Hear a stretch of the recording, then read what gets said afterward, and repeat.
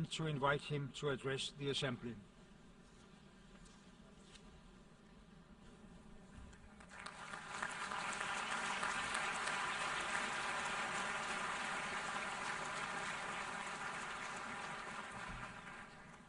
Mr. President, Mr. Secretary General, fellow delegates, ladies and gentlemen.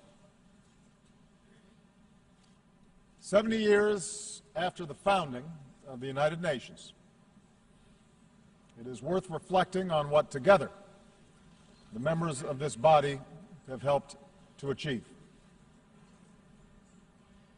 Out of the ashes of the Second World War, having witnessed the unthinkable power of the atomic age, the United States has worked with many nations in this assembly to prevent a third world war by forging alliances with old adversaries, by supporting the steady emergence of strong democracies accountable to their people instead of any foreign power, and by building an international system that imposes a cost on those who choose conflict over cooperation, an order that recognizes the dignity and equal worth of all people. That is the work of 7 decades. That is the ideal that this body, at its best, has pursued. Of course, there have been too many times when, collectively, we have fallen short of these ideals. Over 7 decades, terrible conflicts have claimed untold victims. But we have pressed forward, slowly, steadily, to make a system of international rules and norms that are better and stronger and more consistent. It is this international order that is underwritten, unparalleled advances in human liberty and prosperity. It is this collective endeavor that's brought about diplomatic cooperation between the world's major powers and buttressed a global economy that has lifted more than 1 billion people from poverty. It is these international principles that have helped constrain bigger countries from imposing our will on smaller ones and advance the emergence of democracy and development and individual liberty on every continent. This progress is real. It can be documented in lives saved and agreements forged, in diseases conquered, and in mouths fed. And yet we come together today knowing that the march of human progress never travels in a straight line, that our work is far from complete, that dangerous currents risk pulling us back into a darker, more disordered world. Today we see the collapse of strong men and fragile states breeding conflict and driving innocent men, women, and children across borders on an epic scale. Brutal networks of terror have stepped into the vacuum. Technologies that empower individuals are now also exploited by those who spread disinformation or suppress dissent or radicalize our youth. Global capital flows have powered growth and investment, but also increased risk of contagion, weakened the bargaining power of workers, and accelerated inequality. How should we respond to these trends? There are those who argue that the ideals enshrined in the UN Charter are unachievable or out of date, a legacy of a post-war era not suited to our own. Effectively, they argued for a return to the rules that applied for most of human history and that predate this institution. the belief that power is a zero-sum game, that might makes right, that strong states must impose their will on weaker ones, that the rights of individuals don't matter, and that in a time of rapid change, order must be imposed by force.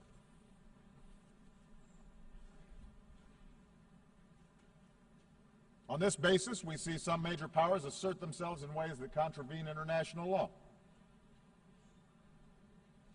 We see an erosion of the democratic principles and human rights that are fundamental to this institution's mission. Information is strictly controlled, the space for civil society restricted. We're told that such retrenchment is required to beat back disorder, that it's the only way to stamp out terrorism or prevent foreign meddling. In accordance with this logic, we should support tyrants like Bashar al-Assad, who drops barrel bombs to massacre innocent children, because the alternative is surely worse.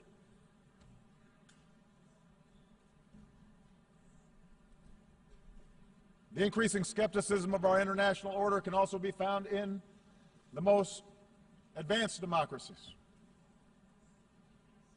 We see greater polarization, more frequent gridlock, movements on the far right and sometimes the left that insist on stopping the trade that binds our fates to other nations, calling for the building of walls to keep out immigrants.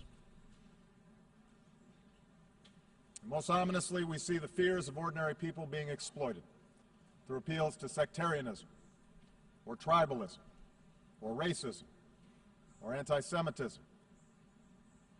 Appeals to a glorious past before the body politic was infected by those who look different or worship God differently. A politics of us versus them. The United States is not immune from this. Even as our economy is growing and our troops have largely returned from Iraq and Afghanistan, we see in our debates about America's role in the world a notion of strength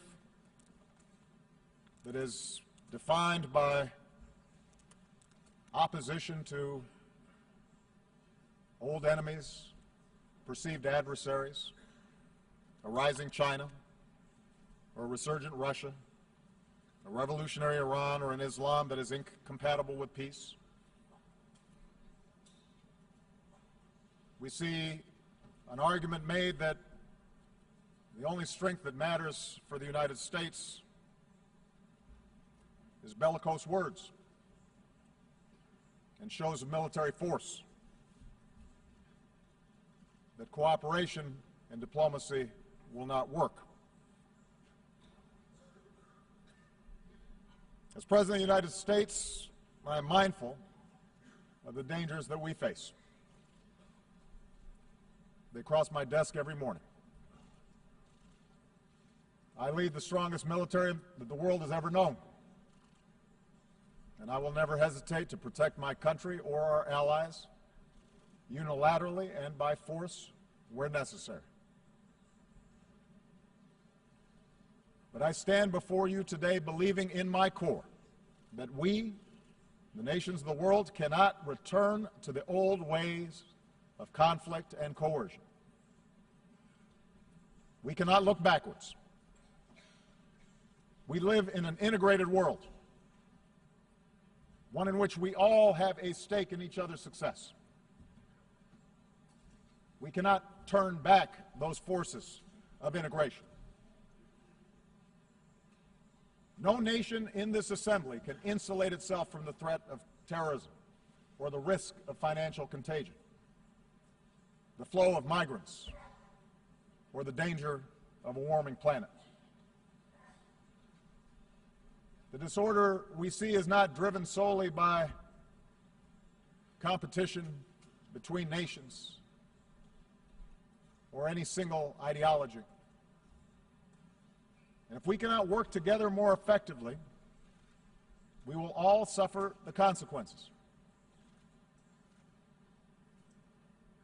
That is true for the United States as well. No matter how powerful our military, how strong our economy,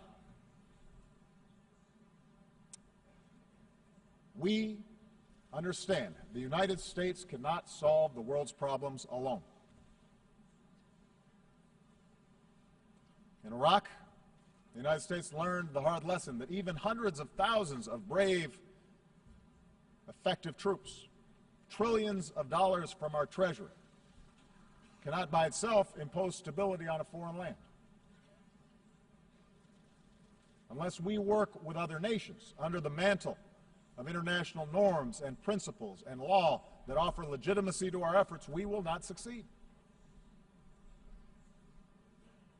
And unless we work together to defeat the ideas that drive different communities in a country like Iraq into conflict,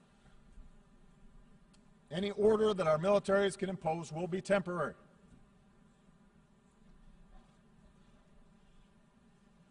And just as force alone cannot impose order internationally,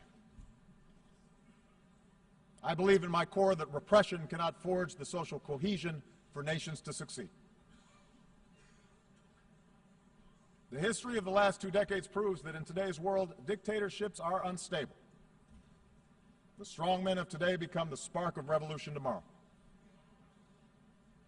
You can jail your opponents, but you can't imprison ideas. You can try to control access to information, but you cannot turn a lie into truth. It is not a conspiracy of U.S.-backed NGOs that expose corruption and raise the expectations of people around the globe. It's technology, social media, and the irreducible desire of people everywhere to make their own choices about how they are governed.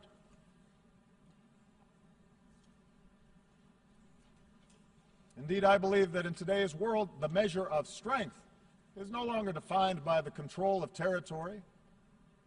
Lasting prosperity does not come solely from the ability to access and extract raw materials.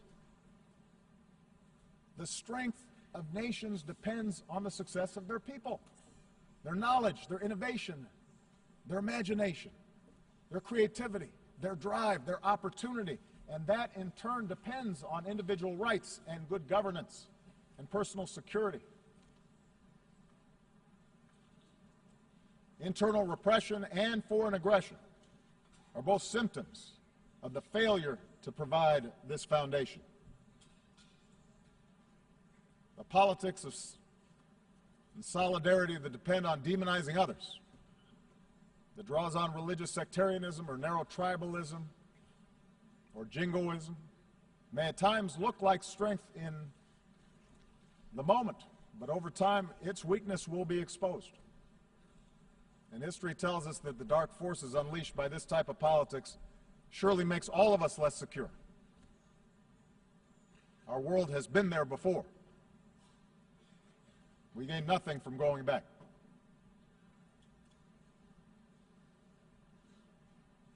Instead, I believe that we must go forward in pursuit of our ideals, not abandon them at this critical time. We must give expression to our best hopes, not our deepest fears. This institution was founded because men and women who came before us had the foresight to know that our nations are more secure when we uphold basic laws and basic norms and pursue a path of cooperation over conflict. And strong nations, above all, have a responsibility to uphold this international order.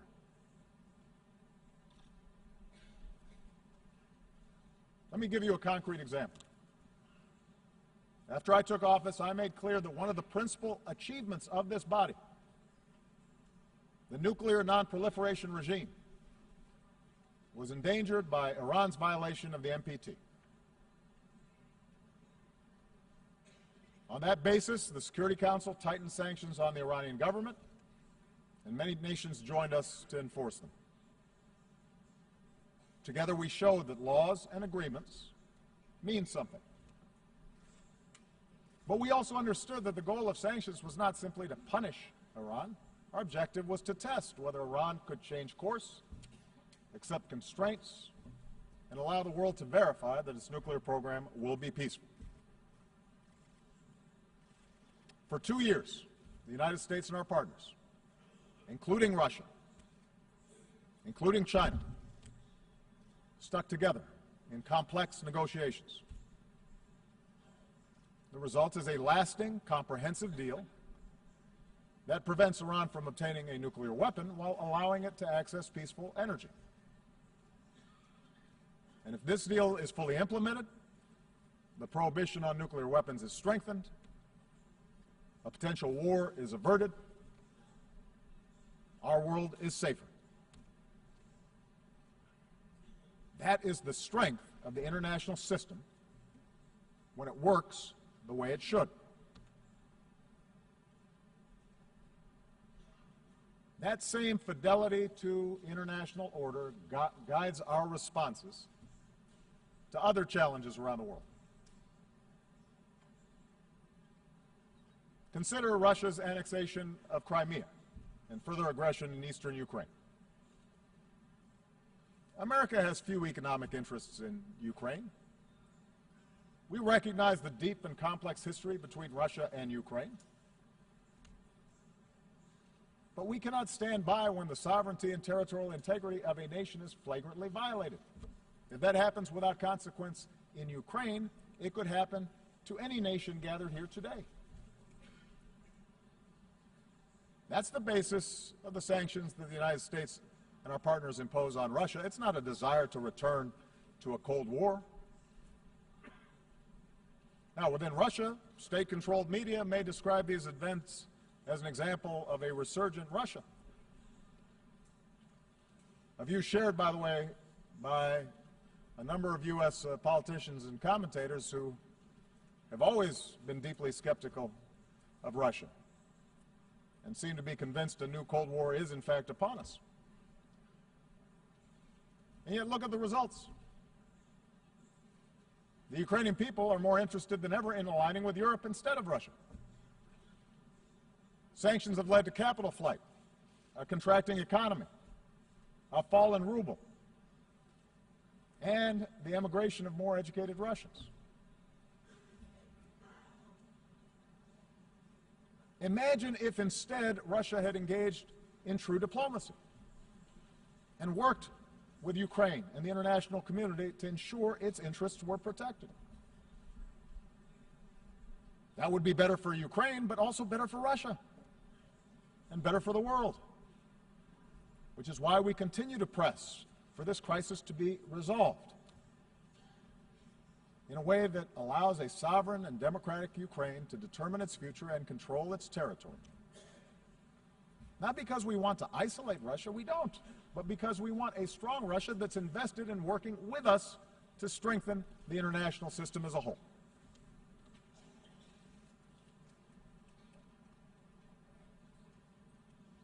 Similarly, in the South China Sea, the United States makes no claim on territory there. We don't adjudicate claims. But like every nation gathered here, we have an interest in upholding the basic principles of freedom of navigation and the free flow of commerce, and in resolving disputes through international law, not the law of force. So we will defend these principles while encouraging China and other claimants to resolve their differences peacefully.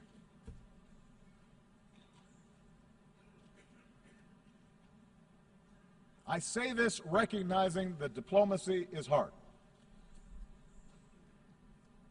that the outcomes are sometimes unsatisfying, that it's rarely politically popular.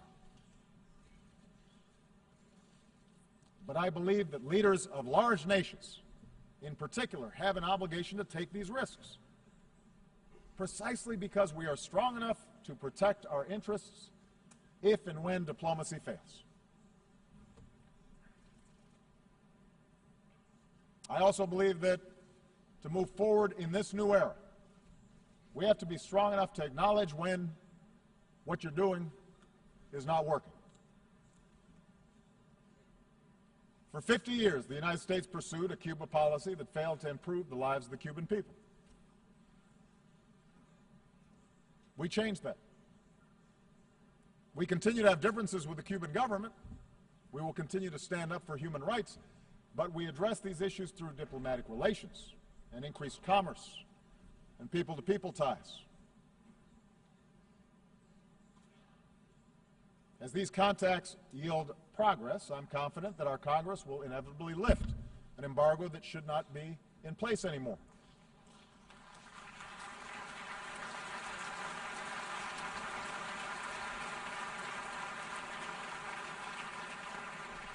Change won't come overnight to Cuba, but I'm confident that openness, not coercion, will support the reforms and better the life the Cuban people deserve.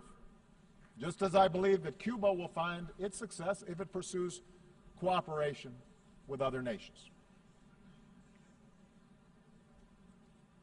Now, if it's in the interest of major powers to uphold international standards, it is even more true for the rest of the community of nations. Look around the world. From Singapore to Colombia to Senegal, the facts show that nations succeed when they pursue an inclusive peace and prosperity within their borders and work cooperatively with countries beyond their borders. That path is now available to a nation like Iran, which, as of this moment, continues to deploy violent proxies to advance its interests. These efforts may appear to give Iran leverage in disputes with neighbors, but they fuel sectarian conflict that endangers the entire region and isolates Iran from the promise of trade and commerce. The Iranian people have a proud history and are filled with extraordinary potential. But chanting death to America does not create jobs or make Iran more secure. If Iran chooses a different path, that would be good for the security of the region, good for the Iranian people, and good for the world. Of course, around the globe, we will continue to be confronted with nations who reject these lessons of history, places where civil strife and border disputes and sectarian wars bring about terrorist enclaves and humanitarian disasters, where order has completely broken down. We must act, but we will be stronger when we act together. In such efforts, the United States will always do our part. We will do so mindful of the lessons of the past. Not just the lessons of Iraq, but also the example of Libya, where we joined an international coalition under a UN mandate to prevent a slaughter. Even as we helped the Libyan people bring an end to the reign of a tyrant, our coalition could have and should have done more to fill a vacuum left behind. We're grateful to the United Nations for its efforts to forge a unity government. We will help any legitimate Libyan government as it works to bring the country together. But we also have to recognize that we must work more effectively in the future as an international community to build capacity for states that are in distress before they collapse. And that's why we should celebrate the fact that later today, the United States will join with more than 50 countries to enlist new capabilities: infantry, intelligence, helicopters, hospitals, and tens of thousands of troops to strengthen United Nations peacekeeping.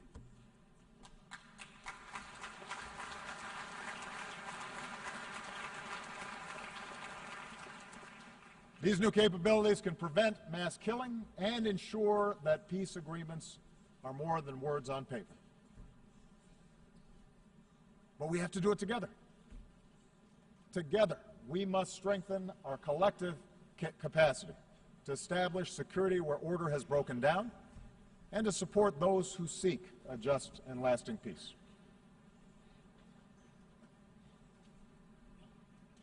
Nowhere is our commitment to international order more tested than in Syria.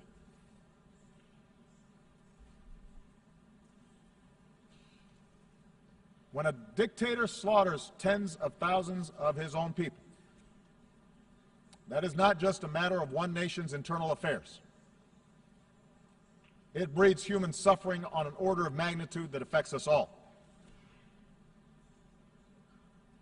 Likewise, when a terrorist group beheads captives, slaughters the innocent, and enslaves women, it's not a single nation's national security problem. That is an assault on all our humanity. I've said before, and I will repeat, there is no room for accommodating an apocalyptic cult like ISIL. And the United States makes no apology for using our military as part of a broad coalition to go after them. We do so with a determination to ensure that there will never be a safe haven for terrorists who carry out these crimes. And we have demonstrated over more than a decade of relentless pursuit of al-Qaeda. We will not be outlasted by extremists. But while military power is necessary, it is not sufficient to resolve the situation in Syria. Lasting stability can only take hold when the people of Syria forge an agreement to live together peacefully. The United States is prepared to work with any nation, including Russia and Iran, to resolve the conflict. But we must recognize that there cannot be, after so much bloodshed, so much carnage, a return to the pre-war status quo. Let's remember how this started. Assad reacted to peaceful protests by escalating repression and killing that in turn created the environment for the current strife. And so Assad and his allies can't simply pacify the broad majority of a population who've been brutalized by chemical weapons and indiscriminate bombing. Yes, realism dictates that compromise will be required to end the fighting and ultimately stamp out ISIL. But realism also requires a managed transition away from Assad and to a new leader, and an inclusive government that recognizes there must be an end to this chaos so that the Syrian people can begin to rebuild.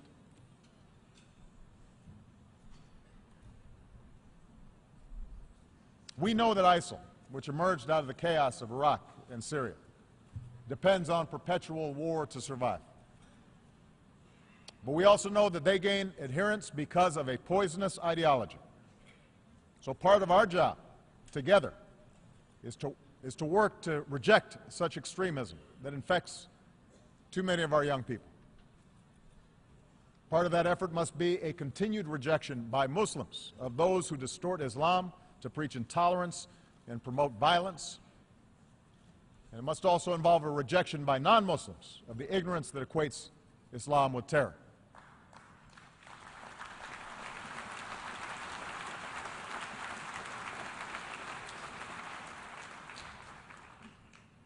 This work will take time.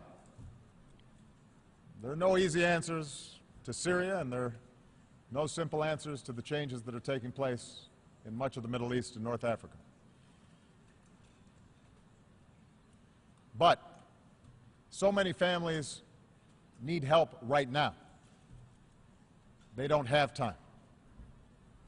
And that's why the United States is increasing the number of refugees who we welcome within our borders. That's why we will continue to be the largest donor of assistance to support those refugees. And today we are launching new efforts to ensure that our people and our businesses, our universities and our NGOs can help as well. Because in the faces of suffering families, our nation of immigrants sees ourselves. Of course, in the old ways of thinking, the plight of the powerless, the plight of refugees, the plight of the marginalized did not matter. They were on the periphery of the world's concerns. Today, our concern for them is driven not just by conscience, but should also be driven by self-interest. For helping people who've been pushed to the margins of our world is not mere charity. It is a matter of collective security. And the purpose of this institution is not merely to avoid conflict, it is to galvanize the collective action that makes life better on this planet. The commitments we've made to the Sustainable Development Goals speak to this truth. I believe that capitalism has been the greater creator of wealth and opportunity that the world has ever known. But from big cities to rural villages around the world, we also know that prosperity is still cruelly out of reach for too many. As His Holiness Pope Francis reminds us, we are stronger when we value the least among these and see them as equal in dignity to ourselves and our sons and our daughters. We can roll back preventable disease and end the scourge of HIV/AIDS. We can stamp out pandemics that recognize no borders.